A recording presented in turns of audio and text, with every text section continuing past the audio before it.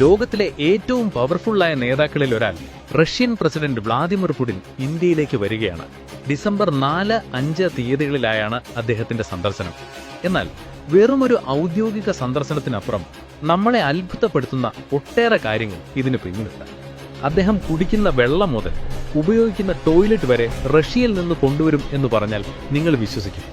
അതെ, പുടിന്റെ ഇന്ത്യ സന്ദർശനത്തിന് പിന്നിലെ വിചിത്രവും എന്നാൽ അതിശയിപ്പിക്കുന്നതുമായ സുരക്ഷാ വിശേഷങ്ങളാണ് നമ്മളിന്ന് നോക്കാൻ പോകുന്നത്. ആദ്യത്തെ കാര്യം മൊബൈൽ ഫോണാണ്. പുടിൻ സ്മാർട്ട് ഫോണുകൾ ഉപയോഗിക്കില്ല. എല്ലാം ലാൻഡ് ലൈൻ വഴിയുള്ള അതീവ സുരക്ഷിതമായ ആശയവിനിമയമായിരിക്കും. അദ്ദേഹം താമസിക്കുന്ന ഹോട്ടൽ മുറിയിൽ ഇതിനായി ഒരു സ്പെഷ്യൽ ടെലിഫോൺ ബൂത്ത് തന്നെ സജ്ജീകരിക്കും.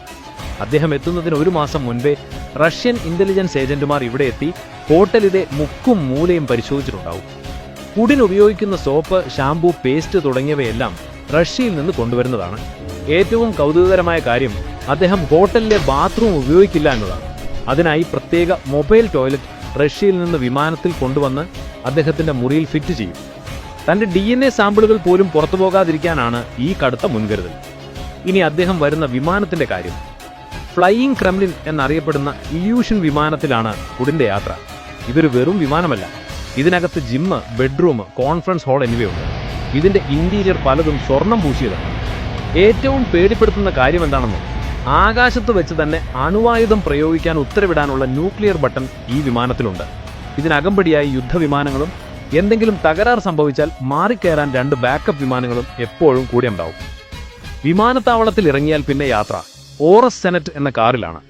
ഇതും റഷ്യയിൽ നിന്ന് കാർഗോ വിമാനത്തിൽ കൊണ്ടുവരുന്നതാണ്.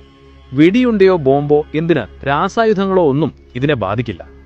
4 ടയറും പഞ്ചറായാലും ഈ കാർ കുതിച്ചുപായും. മുൻപ് നമ്മുടെ പ്രധാനമന്ത്രി മോദിയും പുടിനൊപ്പം ഈ കാറിൽ സഞ്ചരിച്ചിട്ടുണ്ട്. പുടിന് ചുറ്റും എപ്പോഴും 4 ലെയറുകളിലായി ബോഡി ഗാർഡ്സ് ഉണ്ടാവും. അവരുടെ കയ്യിലുള്ള ബ്രീഫ് കേസ് വെറുമൊരു ബാഗാണെന്ന് കരുതരുത്. ആരെങ്കിലും ആക്രമിച്ചാൽ നിമിഷനേരം കൊണ്ട് അതൊരു ബുള്ളറ്റ് പ്രൂഫ് ഷീൽഡായി മാറ്റാൻ സാധിക്കും. അവസാനമായി ഭക്ഷണത്തിന്റെ കാര്യം.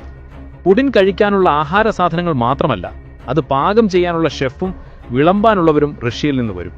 ഭക്ഷണം പാകം ചെയ്ത് കഴിഞ്ഞാൽ ഒപ്പമുള്ള പോർട്ടബിൾ ലാബിൽ വെച്ച് വിഷാംശമില്ലെന്ന് ഉറപ്പുവരുത്തിയ ശേഷം മാത്രമേ അത് പുടിന്റെ മേശപ്പുറത്തെത്തൂ.